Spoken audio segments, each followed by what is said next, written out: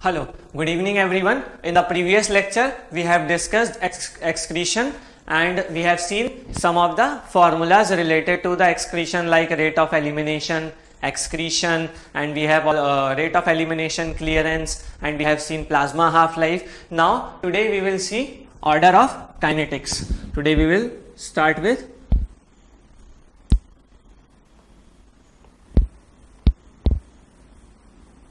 order of kinetics.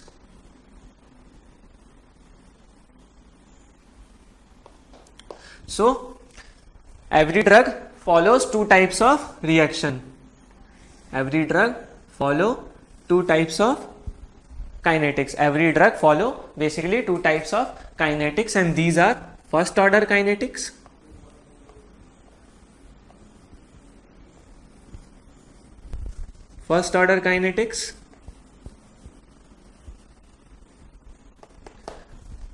and nextly zero order kinetics.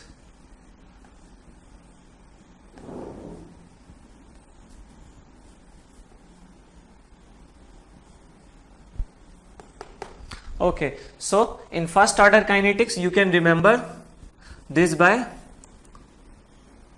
first, that is F for fraction. Okay, so in first order kinetics fraction is constant, that is fraction of drug that is eliminating is constant, is at a constant rate. Okay, so fraction is constant. And in order to remember zero, so Z के बाद क्या आता है? A आता है. So amount is constant. Amount is constant. In zero order kinetics, amount is, the amount eliminated is constant. Okay. So अब जब बात करेंगे सबसे पहले तो इसकी डेफिनेशन की बात करते हैं. So constant fraction of drug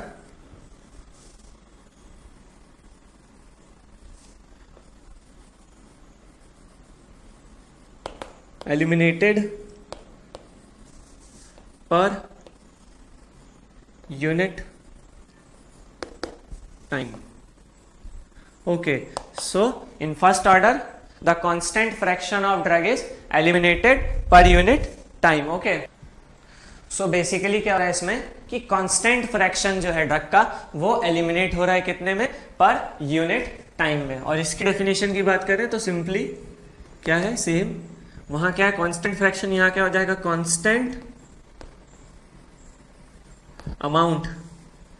constant amount of drug eliminated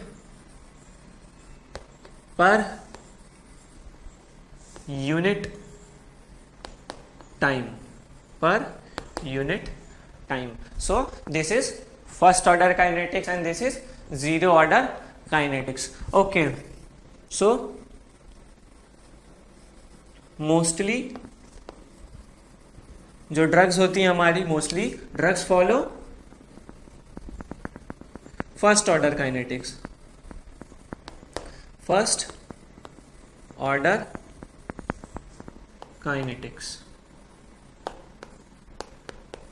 It is also known as non-saturation kinetics. Why it is known as non-saturation kinetics? Because we have discussed earlier, because enzymes are present in excess. Enzymes present in excess.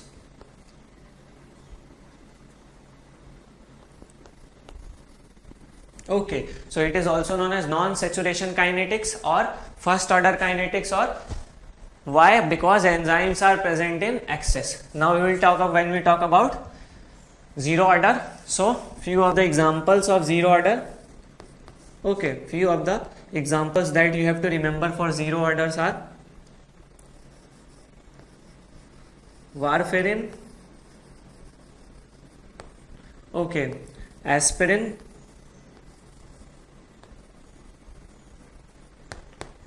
Alcohol,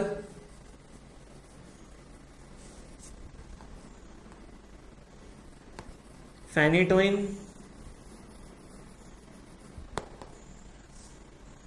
theophylline, theophylline. So these are few of the examples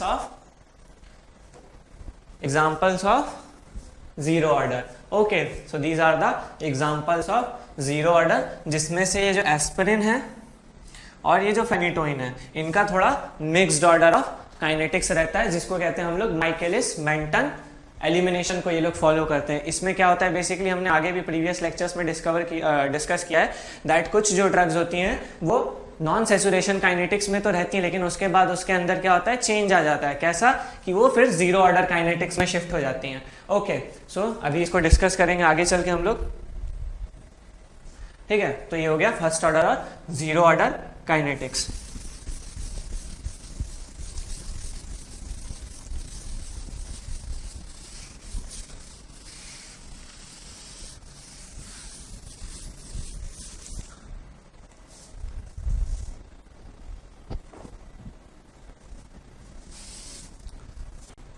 So here fraction constant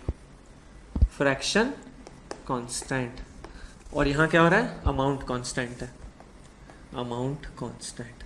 इसका मतलब क्या है, ठीक है, ये बात करते हैं. आप suppose 100% of drug is administered. Okay, जिसमें से क्या हो रहा है कि अगला जो हाफ लाइफ आने में इसका टाइम कितना लग रहा है, 1 आवर टाइम लग रहा है इसके हाफ लाइफ पहुंचने में. ठीक है, सो हाफ लाइफ में क्या हो जाएगा, 100% का 50% ऑफ 100. 50% ऑफ 100 कितना हो जाएगा, 100 मॉलिक्यूल्स जैसे एडमिनिस्टर, तो 50% ऑफ 100 मॉलिक्यूल्स कितना हो जाएगा, 50 हो जाएगा. क्यों, क्योंकि हाफ हो रही है. फिर नेक्स्टली 50% ऑफ 50, सो वो अगले 1 घंटे में क्या होगा, अगले टी हाफ में क्या होगा कि वो 25 पहुंच जाएगा. ठीक है, और next 50% of 25 will be 12.5 and next 50% of 12.5 will be 6.25. सो ठीक है, तो यहां क्या हो रहा है,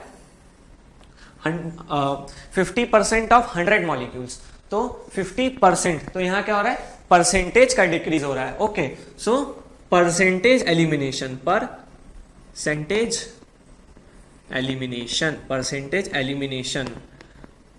in unit time. Okay, percentage elimination in unit time हो रहा है.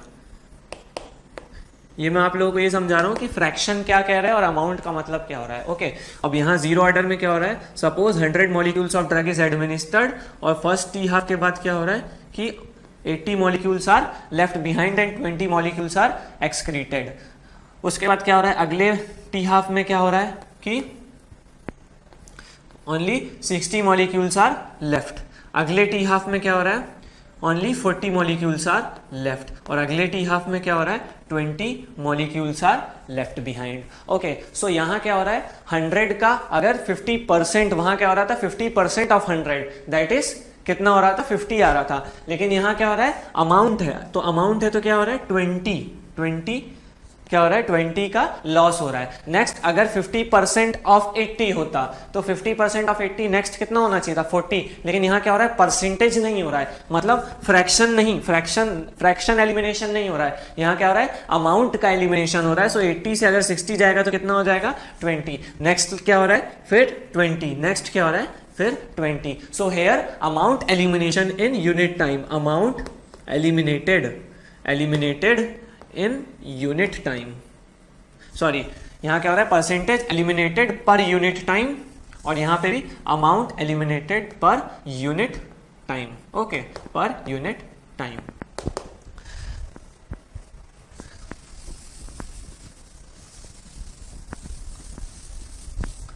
ओके, सो 100 में से कितना गया, 20 गए तो कितना बचा, 80. अगले 20 गए तो कितना बचा, 60. अगले 20 गए तो कितना बचा, 40. और अगले 20 गए तो कितना बचा, 20. ठीक है, so 1 hour 1 hour, next 1 hour. Okay, so अब हम लोग बेसिकली क्या करेंगे, इसमें तीन चीजों का रिलेशन रहता है, किसका, ऑर्डर, फर्स्ट ऑर्डर काइनेटिक्स का और सेकंड ऑर्डर काइनेटिक्स में हमको बेसिकली क्या करना है, तीन चीजों का रिलेशन निकालना है जो हमने प्रीवियस लेक्चर में डिस्कस किया था, that is rate of elimination. Nextly we have to discuss the clearance, कि क्लियरेंस का क्या रिलेशन है, ठीक है, और lastly we will discuss about the T half. Okay, and here also we will discuss the rate. Okay, nextly we will discuss clearance and lastly we will discuss the T half. ठीक है, तो rate का हमको formula पता है, क्या होता है रेट का फॉर्मूला, रेट का फॉर्मूला क्या होता है, amount of drug eliminated, amount of drug eliminated per unit time, amount of drug eliminated per unit time. Sir यहाँ कितना जा रहा है, यहाँ रेट क्या हो जाएगा, रेट विल बी 50 एलिमिनेट हो रहा है by unit time, that is per hour. Okay, so next में क्या हो रहा है, नेक्स्ट में भी 50 एलिमिनेट हो रहा है। ओके, नेक्स्ट में भी क्या हो रहा है, नेक्स्ट में कितना जा रहा है, नेक्स्ट में कितना जा रहा है, 25 जा रहा है। सो ये कितना हो गया, 25 पर आवर। ओके, फिर नेक्स्ट अगले नेक्स्ट में कितना जा रहा है, 12.5 बाहर जा रहा है। सो 12.5 पर आवर। नेक्स्ट में क्या हो रहा है, 6.25 पर आवर। ओके, सो जैसे जैसे क्या हो रहा है, ये क्या है, हमारा प्लाज्मा कंसंट्रेशन है, ठीक है, ये क्या है, प्लाज्मा कंसंट्रेशन है उस पर्टिकुलर ड्रग का जो हमने एडमिनिस्टर किया, और ये क्या है, हमारा रेट है। तो रेट में क्या हो रहा है, 50 पर आवर, है ना, अमाउंट ऑफ ड्रग एलिमिनेटेड, तो 100 में से 50 क्या, 50 पर आवर, 50 में से 25 गया तो 25 पर आवर, 25 में से 12.5 गया तो 12.5 पर आवर, 12.5 में से 6.25 गया तो 6.25 पर आवर। तो यहाँ क्या हो रहा है कि जैसे जैसे रेट कम हो रहा है, जैसे जैसे प्लाज्मा में कंसंट्रेशन कम हो रहा है, सो जो रेट ऑफ एलिमिनेशन है वो भी क्या हो रहा है, कम हो रहा है, ठीक है। So rate is directly proportional to the plasma concentration, rate is directly proportional to the plasma concentration in the first order kinetics।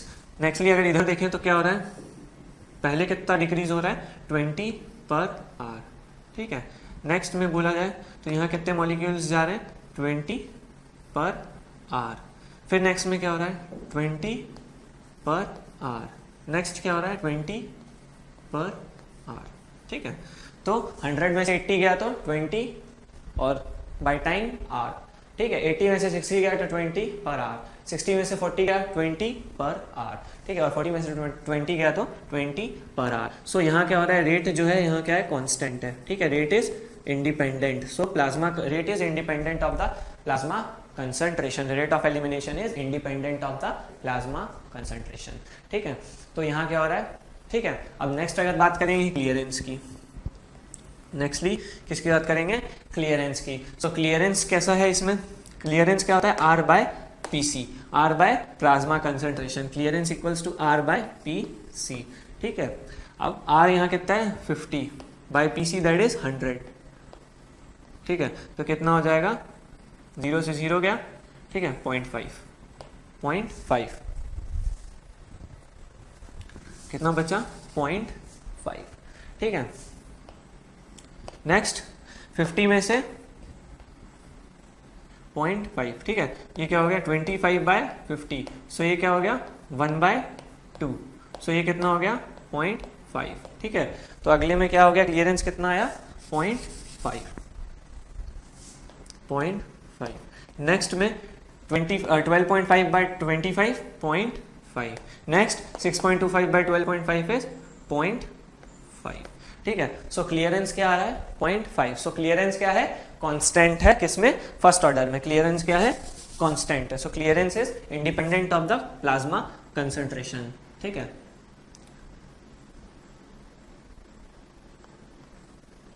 Clearance क्या है, कांस्टेंट है, ओके। क्लियरेंस क्या है, कांस्टेंट,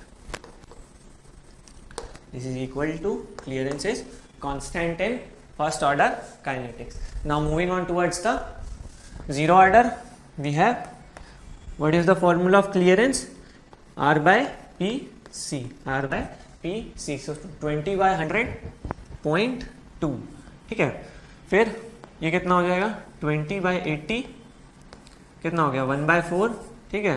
1/4 मतलब 0.25, नेक्स्ट 0.33, नेक्स्ट, ठीक है। सो कितना हो जाएगा 20/40, ठीक है। 1/2 तो कितना हो गया ये 0.5। तो यहाँ का देखने को मिल रहा है कि जो क्लियरेंस है वो इंक्रीज हो रहा है, ठीक है। क्लियरेंस जो है वो धीरे धीरे इंक्रीज हो रहा है, ठीक है। सो जैसे जैसे प्लाज्मा में कंसंट्रेशन कम हो रहा है वैसे वैसे क्या हो रहा है, जो क्लियरेंस है वो इंक्रीज हो रहा है। So clearance is inversely proportional to the plasma concentration. Clearance is inversely proportional to the plasma concentration in the zero order kinetics. Now moving on towards the t half, ठीक है। सो यहाँ कितना T half लग रहा है 1 our, यहाँ कितना time लग रहा है 1 आवर, यहाँ कितना टाइम लग रहा है 1 आवर, यहाँ कितना लग रहा है 1 आवर। टी हाफ क्या होता है 50, मतलब उसका 50% पहुंचने में कितना टाइम लग रहा है। सो 100 का 50% कितने में पहुंच रहा है 1 घंटे में, 50 का 50% 25 कितने में पहुंच रहा है 1 घंटे में, अगला 25 का 50% 12.5 कितना लग रहा है टाइम 1 घंटा। So 1 hour T half, next 1 hour T half, next 1 hour. So time T half is constant. So T half is constant in first order. Now moving on towards the zero order. So 100 का 50% कितना होगा 50. So 50 कहाँ आएगा, ये 100 है, ये 80 है, ये 60 है, तो 50 कुछ यहाँ आएगा, ठीक है। 60 और 40 के बीच में आ जाएगा 50. So 1 hour, another 1 hour, that is 2 hour और 2.5. So T half कितना हो गया 1 hour, ये वाला 1 घंटा प्लस 1 घंटा ये, और ये 1 आवर लग रहा है तो उसका हाफ, सो 0.5। सो ये कितना हो गया 2.5। 2.5 will be the T half. Okay, फिर नेक्स्ट क्या है 80 का 50% होने में, 80 का टी हाफ मतलब 50% पहुंचने में, मतलब 40 पहुंचने में कितना टाइम लग रहा है 1 आवर, और ये क्या हो गया 2 hour, so 2 hour. Okay, nextly अगर 60 का जो टी हाफ है वो कितना होगा 30 होगा, तो उसको पहुंचने में कितना टाइम लग रहा है, ये कितना हो गया 1 आवर। अगला 30 कहाँ आएगा 40 और 20 के बीच में आएगा, so it will be 1.5। Nextly moving towards 40 का अगर जो पहुंच रहा है 20 वो कितने में पहुंच रहा है 1 आवर में, ठीक है 1 आवर में, ठीक है। सो यहाँ क्या हो रहा है कि जैसे जैसे प्लाज्मा कंसंट्रेशन कम होता जा रहा है वैसे वैसे जो टी हाफ है वो भी क्या हो रहा है कम होता जा रहा है। So T half is directly proportional to the plasma concentration. So ये 3 चीजें जो हमने कैलकुलेट करी इससे, तो पहला क्या हो रहा है, जो फर्स्ट ऑर्डर काइनेटिक्स होता है उसमें जो रेट रहता है वो क्या होता है प्लाज्मा कंसंट्रेशन के डायरेक्टली प्रोपोर्शनल होता है। नेक्स्टली जो क्लियरेंस होता है वो क्या होता है कांस्टेंट होता है, और जो टी हाफ रहता है वो भी क्या होता है कांस्टेंट होता है, ठीक है। एंड नेक्स्टली अगर रेट जो है वो जीरो ऑर्डर में क्या रहता है कांस्टेंट रहता है, ठीक है। क्लियरेंस क्या रहता है इनवर्सली प्रोपोर्शनल, और टी हाफ जो रहता है वो directly proportional to the plasma concentration, ठीक है। तो ये हो गया फर्स्ट ऑर्डर काइनेटिक्स और जीरो ऑर्डर काइनेटिक्स।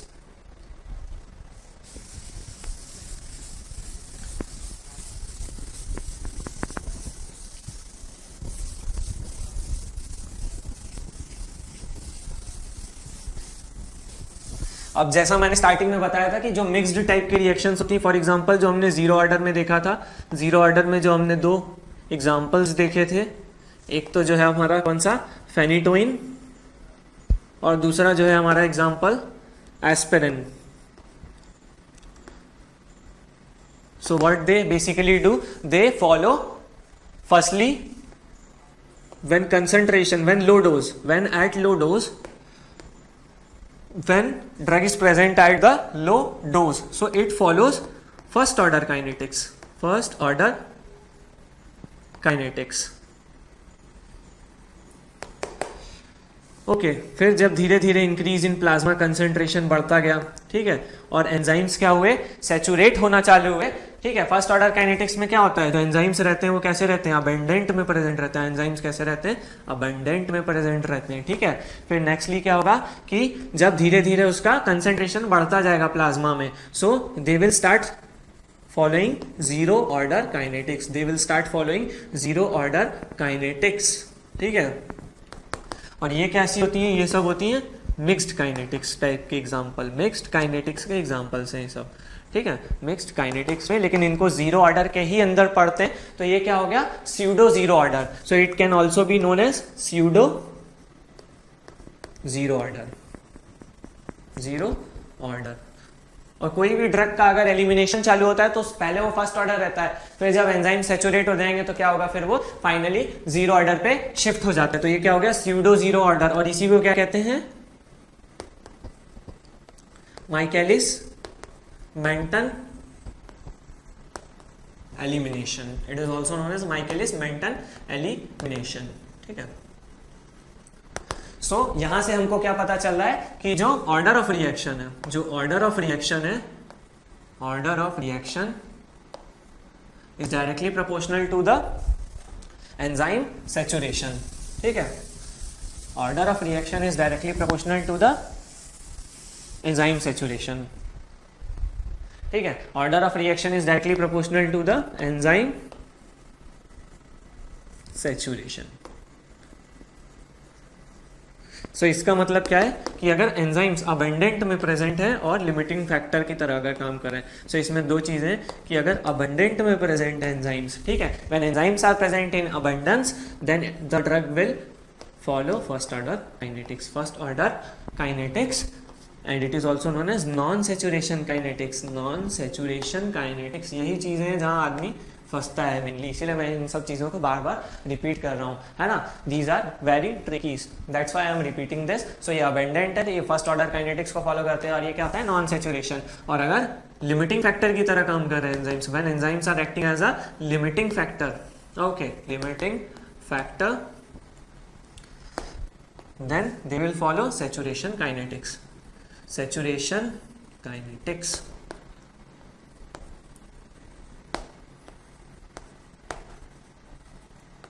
ओके, वहां लिमिटिंग फैक्टर क्या है, enzymes are the limiting factor. So order of reaction is directly proportional to the enzyme saturation. ठीक है, सो ये हो गया हमारा ऑर्डर ऑफ रिएक्शन और order of kinetics. Now moving on towards the steady state. एक और कॉन्सेप्ट जो हमने देखा था वो स्टडी स्टेट का, मैंने कहा था हम लोग आगे चल के डिस्कस करेंगे. ठीक है, STADY, स्टडी स्टेट. ठीक है, इसको ऐसे भी डिनोट करते हैं CP.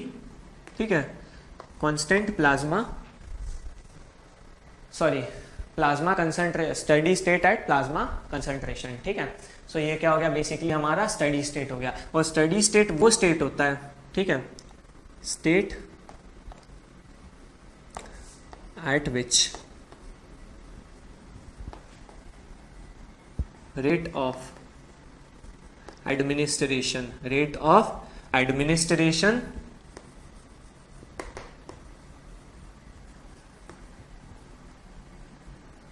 is equal to the rate of elimination.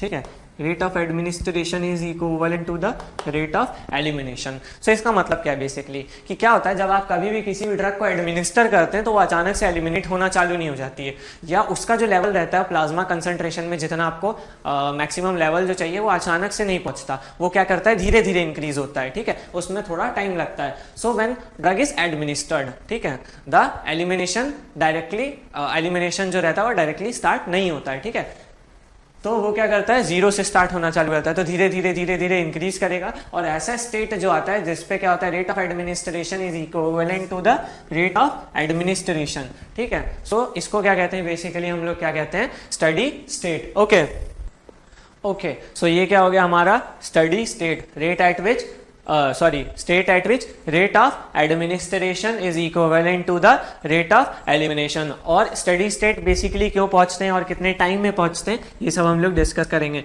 So time required, basically what happens, 4 to 5 half lives, T half required to reach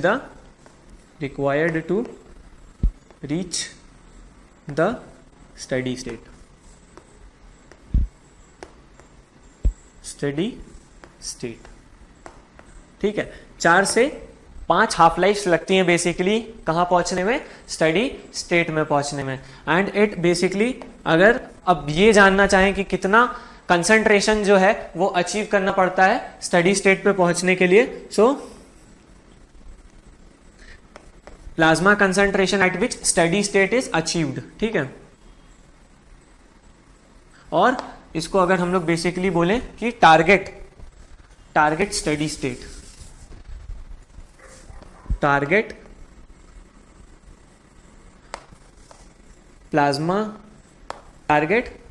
plasma concentration of steady state अगर हमको पहुंचना है, ठीक है। अगर steady state at plasma concentration हमको पहुंचना है, अचीव करना है, टारगेट मतलब जो हमारा टारगेट है कि कितना हमको बेसिकली कंसंट्रेशन चाहिए ड्रग का कि हम लोग इसको पहुंच जाएंगे। सो ये बेसिकली किस चीज पे डिपेंड करता है? It basically depend on the dose rate, it basically depend on the dose rate. So target CPSS, that is steady state at plasma concentration will depend on the dosing rate. Okay. So पहले तो क्या होगा कि जब किसी भी drug को administer करना स्टार्ट करेंगे ना, suppose when drug is administered in short time, when drug is administered in short time, it starts accumulating in the body,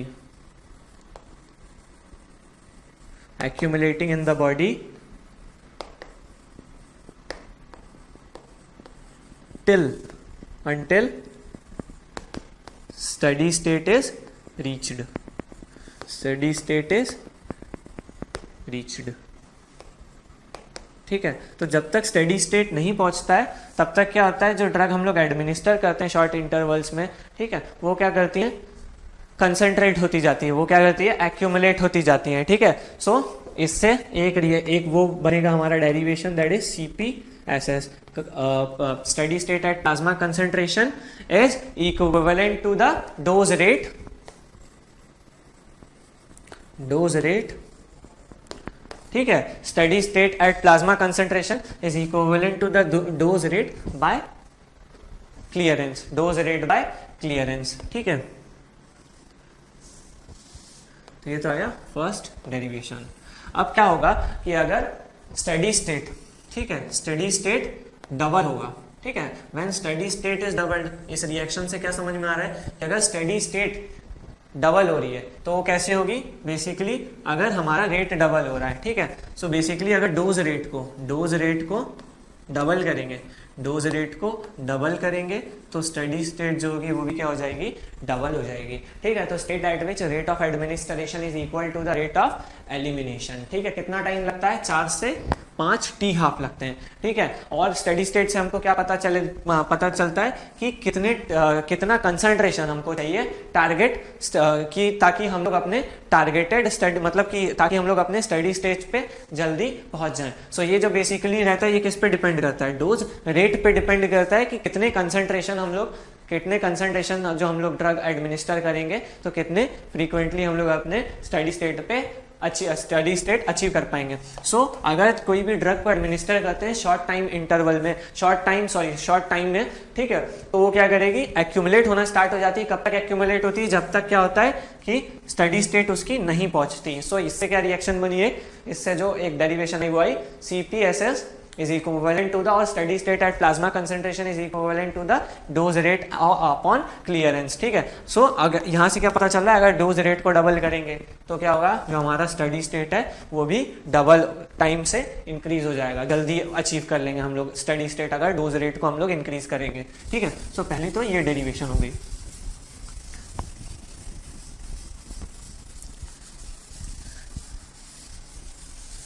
ठीक है। अब इसके बाद if we know the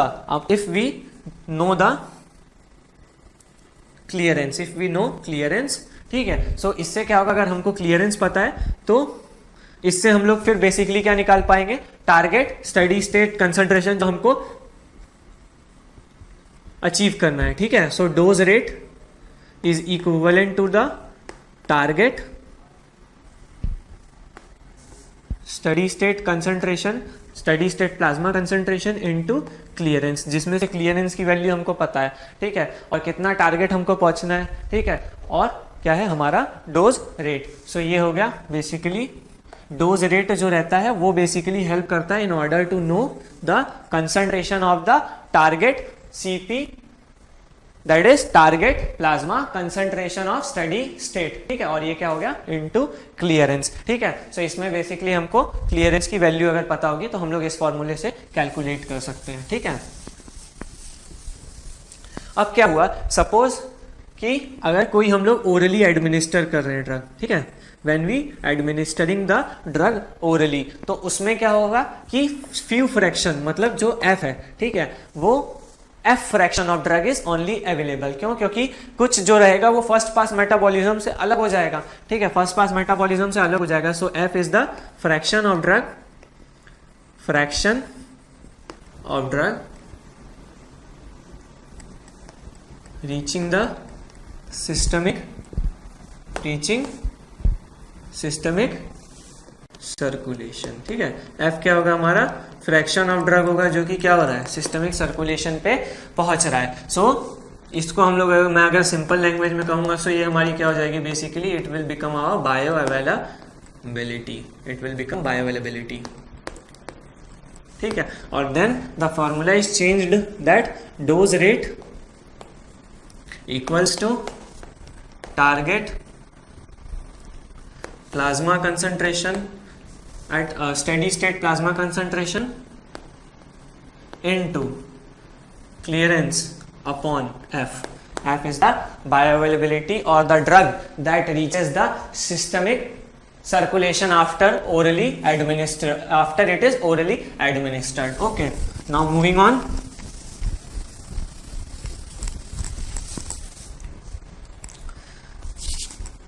The relation between steady state and the relation between steady state and dose rate. Dose rate relation.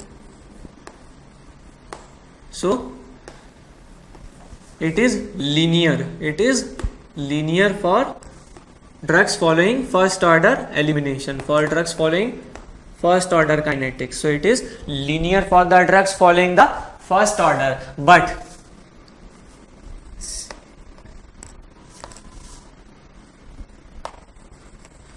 steady state और average steady state,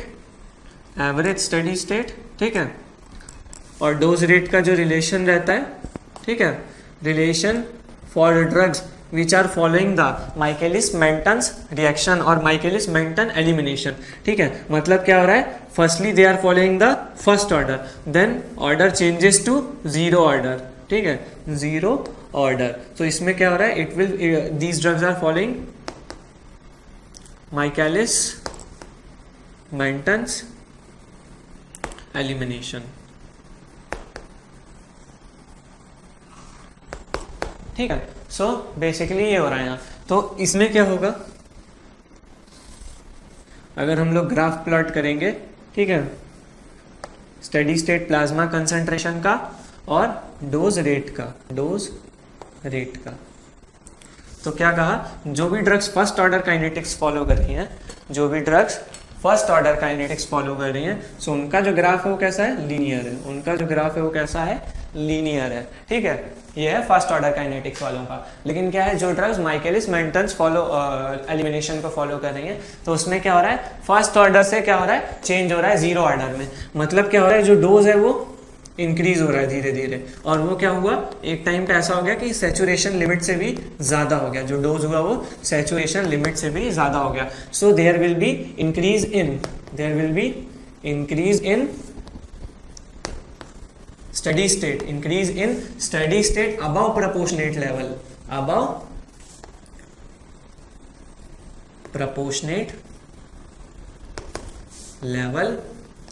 which is further causing increase in the dose rate,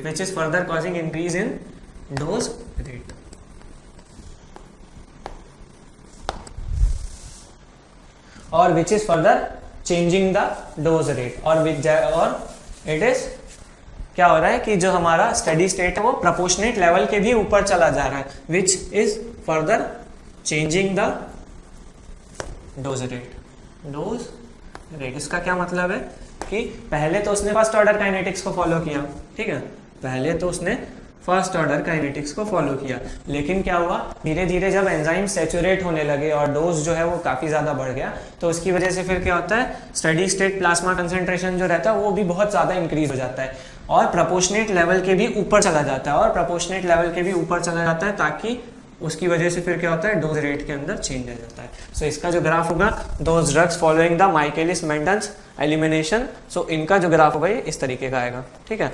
और बाकी ऐसी drugs जो कि first order kinetics को follow कर रही हैं, सो उनका ग्राफ कैसा आएगा, लीनियर आएगा। So this is for the first order and this is for the Michaelis Mentens elimination, ठीक है। सो ये हो गया हमारा ग्राफ। नेक्स्टली जो स्टडी स्टेट के अंदर एक कॉन्सेप्ट हमको और पढ़ना है, वो है प्लेट्यू प्रिंसिपल। क्या है, plateau principal.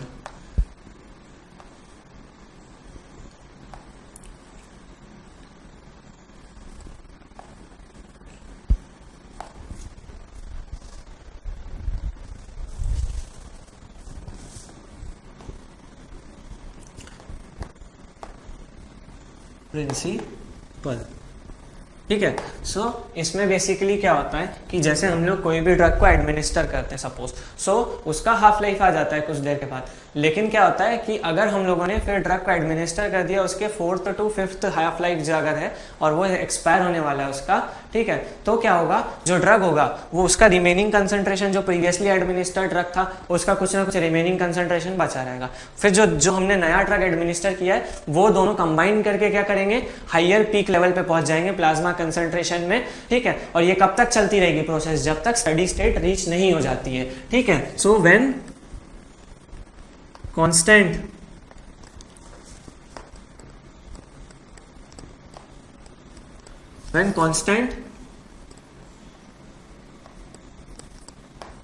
constant dose of drug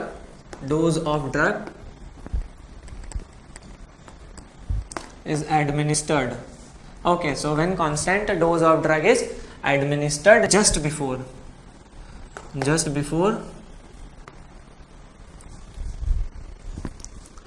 the expiry of 4th t-half, just before the expiry of 4th t-half। हमको पता है कि 4th से 5th t-half में क्या होता है, स्टेडी स्टेट कंसंट्रेशन अचीव हो जाता है उस पर्टिकुलर ड्रग का। सो अगर हमने उसके बाद क्या किया, जस्ट जैसे ही 4th t-half जैसे ही आने वाला था, हमने क्या किया, फिर से डोज को एडमिनिस्टर कर दिया, ठीक है। तो इससे क्या होगा, when constant dose of drug is administered just before the expiry of the 4th t-half, then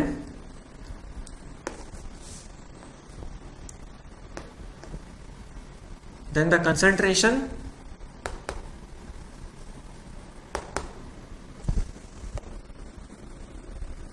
becomes higher because few amount of previously administered drug remains, because few amount of previously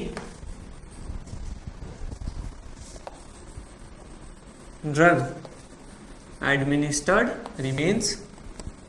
और ये कब तक होगा, till steady state is achieved, till steady state is achieved.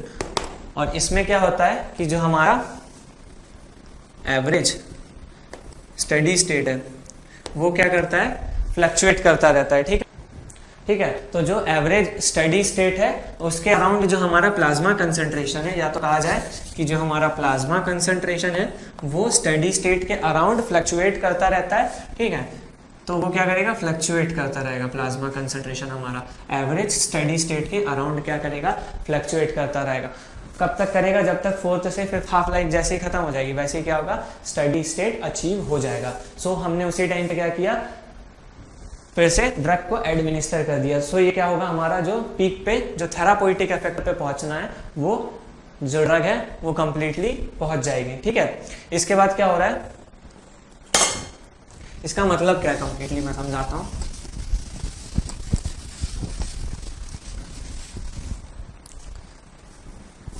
और इसी को क्या कहते हैं हम लोग, this is known as plateau principle, this is known as plateau principle. ठीक है, तो इसमें हो क्या रहा है अभी,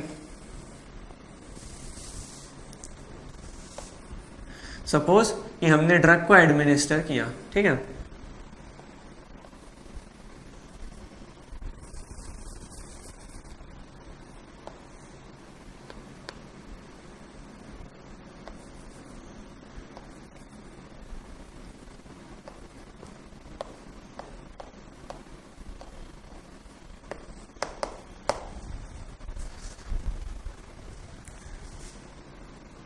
ठीक है। तो यहाँ क्या हुआ, पहले प्लाज्मा कंसंट्रेशन इंक्रीज हुआ, ये क्या है, ये प्लाज्मा कंसंट्रेशन बाय टाइम का ग्राफ है, जिसमें जो टी है वो मल्टीपल्स में, T is in multiples of T half,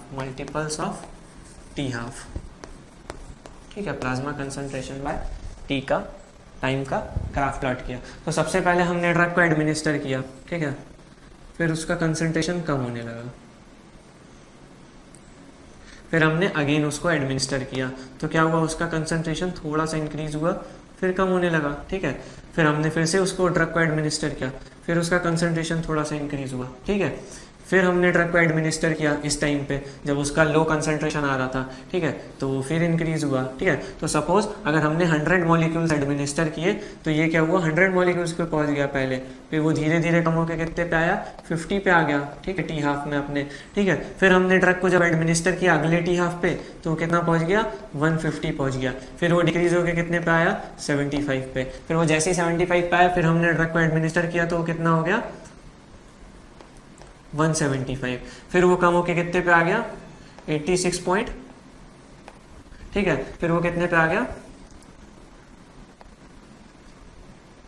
87.5 पे, फिर जब हमने ड्रग को एडमिनिस्टर किया तो वो कितने पहुंच गया, 187.5 पे, फिर वो टी हाफ पे आ गया, तो ये कितना हो गया, फर्स्ट टी हाफ हो गया हमारा, ठीक है, ये क्या हो गया, फर्स्ट टी हाफ हो गया, और फर्स्ट टाइम इंटरवल हो गया, ये क्या हो गया हमारा, नेक्स्ट टी हाफ हो गया सेकेंड, ये क्या हो गया हमारा, थर्ड टी हाफ हो गया, और ये क्या हो गया हमारा, फोर्थ टी हाफ हो गया, ठीक है। और यही क्या हुआ, जैसे ही एक्सपायर करने वाला था फिर हमने फिर से ड्रग का कॉन्सेंट्रेशन 100 दिया, ठीक है। तो इसके बाद क्या होगा कि धीरे धीरे ये जो पीक है और जो ट्रफ है वो धीरे धीरे उसका जो लेवल है वो स्टेडी होने लगेगा, ठीक है, वो धीरे धीरे क्या होगा, स्टेडी होने लगेगा, और आने वाली साइकिल्स में क्या होगा, ये कांस्टेंट हो जाएगा। सो इसमें इंक्रीज कैसा आ रहा है, बेसिकली ऐसा इंक्रीज आ रहा है, ठीक है, ऐसा इंक्रीज आ रहा है स्लोप का, और यही क्या हमारा स्टेडी स्टेट, जो कि अप्रोक्सीमेटली क्या होता है, फोर्थ या फिफ्थ हाफ लाइफ के बाद अचीव हो जाता है, ठीक है। और ये क्या है, इसकी मैक्सिमम लिमिट है, ठीक है, मैक्सिमम लिमिट, और ये क्या है, इसकी मिनिमम लिमिट है, फोर्थ के बाद ये क्या है, मिनिमम लिमिट, और यही क्या है, प्लेट्यू प्रिंसिपल, ठीक है। अब अगर बात करेंगे तो ये जो एम्पलीट्यूड आ रहा है, ठीक है, एम्पलीट्यूड ऑफ फ्लक्चुएशन जो आ रहा है, एम्पलीट्यूड, अब इसमें एक चीज जो हमको कैलकुलेट करनी पड़ती है या जाननी पड़ती है वो कैलकुलेट करना पड़ता है हमको, amplitude of fluctuation, amplitude of fluctuation. और मैं बेसिकली आपको ये बताना चाह रहा हूँ कि हमको स्टेडी स्टेट की जरूरत क्यों पड़ती है, ठीक है। तो एम्पलीट्यूड ऑफ फ्लक्चुएशन तो क्या रहता है, जो डिपेंड करता है, it is depending on the dosage interval, it depends on dose interval, ठीक है। तो ये डोज इंटरवल पे डिपेंड करता है एम्पलीट्यूड ऑफ फ्लक्चुएशन, कि इसका हाईएस्ट पॉइंट कितने पे पहुंच रहा है। सो ये बेसिकली डिपेंड करता है डोज के इंटरवल पे, कि कितने इंटरवल में हम लोग डोज को एडमिनिस्टर कर रहे हैं। सपोज अगर स्मॉल ड्यूरेशन में डोज को एडमिनिस्टर कर रहे हैं, स्मॉल इंटरवल में अगर हम लोग डोज को एडमिनिस्टर कर रहे हैं, इंटरवल में अगर हम लोग डोज को एडमिनिस्टर करते जा रहे हैं, तो अगर इसका जो प्लाज्मा कंसंट्रेशन बाय टाइम का ग्राफ होगा, ये इसका स्लोप ऐसा आएगा, ठीक है, जल्दी स्टेडी स्टेट पे पहुंच जाएगा वो, ठीक है। तो अगर स्मॉल इंटरवल पे करेंगे तो जो प्लाज्मा कंसंट्रेशन और स्टेडी स्टेट है वो क्या होगा, इट विल अचीव्ड फास्टली, ठीक है, वो जल्दी अचीव हो जाएगा, ठीक है। और एक और चीज जो हमको ध्यान में रखनी है कि ये जो है हमारे हाईज और लोज आ रहे हैं इसके क्रेस्ट के, मतलब ये जो पूरा फ्लक्चुएशन जो प्लेट्यू इसका फेस जो आया है ना, ये जो प्रिंसिपल हो रहा है प्लेट्यू प्रिंसिपल, तो इसके जो हाईज और लोज आ रहे हैं तो इससे हमको क्यों, मतलब हम चाहते हैं कि जो हमारा जो ड्रग का प्लाज्मा कंसंट्रेशन बाय टाइम का जो ग्राफ है वो स्टेडी स्टेट के अंदर में ही आए। हम लोग ऐसा क्यों चाहते हैं, क्योंकि जब भी ड्रग ऊपर की तरफ जाती है, ठीक है, जब भी ड्रग का कंसंट्रेशन इंक्रीज होता है मतलब हाई होता है, तो उस टाइम पे क्या रहता है कि टॉक्सिसिटी हो सकती है उस पर्टिकुलर ड्रग की, ठीक है, उस पर्टिकुलर ड्रग की क्या होती है, टॉक्सिसिटी हो सकती है। और जब उसका अमाउंट लो होता है, ठीक है, तो क्या हो जाता है, उसका जो एफिकेसी लेवल है वो कम हो जाता है, ठीक है, एफिकेसी लेवल जो होता है वो क्या हो जाता है, कम हो जाता है उस पर्टिकुलर ड्रग का। इसीलिए हम लोग चाहते हैं कि जो हमारी ड्रग है वो स्टेट प्लाज्मा कंसंट्रेशन को अचीव करे और ट्रफ और क्रेस्ट के बीच में उसमें जो डिस्टेंस है, डिफरेंस है वो थोड़ा कम आ जाए, वो थोड़ा डिफरेंस जो है वो कम आ जाए, ठीक है। इसीलिए हम लोग अगर इंटरवल बढ़ा देंगे और स्मॉल स्मॉल ड्रग को एडमिनिस्टर करेंगे इंटरवल बढ़ा के, तो क्या हो जाएगा, स्टडी स्टेट जो है वो जल्दी अचीव हो जाएगा, ठीक है। और क्या होगा, टॉक्सिसिटी नहीं होगा क्योंकि ड्रग हाई नहीं पहुंच रही है ज्यादा और लो नहीं पहुंच रही है, तो एफिकेसी की कोई प्रॉब्लम नहीं आएगी, ठीक है। तो बेसिकली एक थर्ड चीज हमको पता चलती है जो कि डोजेज इंटरवल है, ठीक है। अब क्या होता है कि स्टेडी स्टेट तो अचीव हो गया, लेकिन कुछ ड्रग्स ऐसी भी होती हैं जिनका हाफ लाइफ बहुत ज्यादा रहता है और कंडीशन अगर हमारे पास कोई इमरजेंसी की, फॉर एग्जांपल अब suppose we are having a condition of myocardial infection, suppose we have situation of myocardial infection, we have patient having myocardial infection. Myocardial infection का आपके पास कोई केस आया, एक ऐसा केस है, इमरजेंसी का केस है, और हमको क्या करना है, इसमें लिग्नोकेन को एडमिनिस्टर करना है। क्या करना है, लिग्नोकेन को एडमिनिस्टर करना है। तो अगर किसी भी ड्रग को इफेक्ट पे पहुंचना है, इफेक्टिव होना है, ठीक है, प्लाज्मा कंसंट्रेशन में अगर उसको वो थेरापेटिक लेवल अचीव करना है, तो उसको क्या करना पड़ेगा, स्टडी स्टेट पे पहुंचना पड़ेगा। और लिग्नोकेन का हाफ लाइफ कितना होता है, 1 आवर रहता है, ठीक है। लिग्नोकेन का हाफ लाइफ कितना रहता है, 1 आवर रहता है। तो अगर लिग्नोकेन को 1 आवर अचीव करने में लगेगा टाइम, तो क्या होगा, उसमें इमरजेंसी कंडीशन में वो क्या होगा, पेशेंट की डेथ हो जाएगी मायोकार्डियल इन्फेक्शन में। सो ऐसे में हम लोग क्या करते हैं, we give large dose of drug. ऐसे में हम लोग क्या करते हैं कि प्लाज्मा कंसंट्रेशन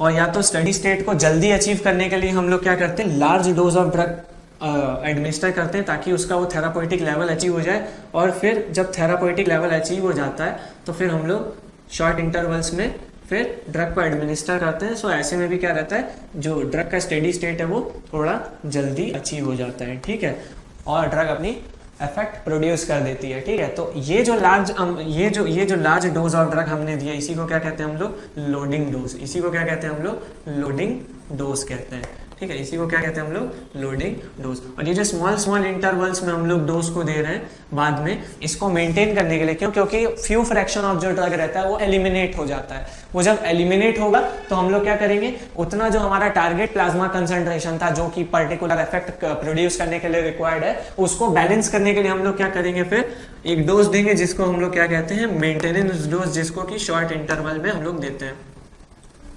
मेंटेनेंस डोज, ठीक है। सो ये हो गई हमारी इमरजेंसी कंडीशन की। तो अब हम लोग देखेंगे मेंटेनेंस डोज और लोडिंग डोज, ठीक है। लोडिंग डोज और nextly we will see about the maintenance dose.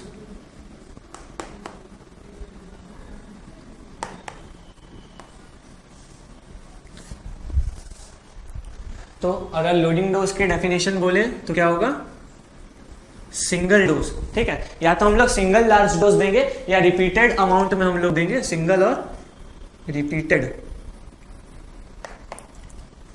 Dose given in the beginning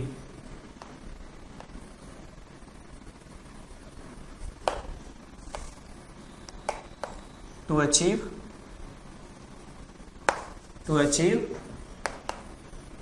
target plasma concentration earlier.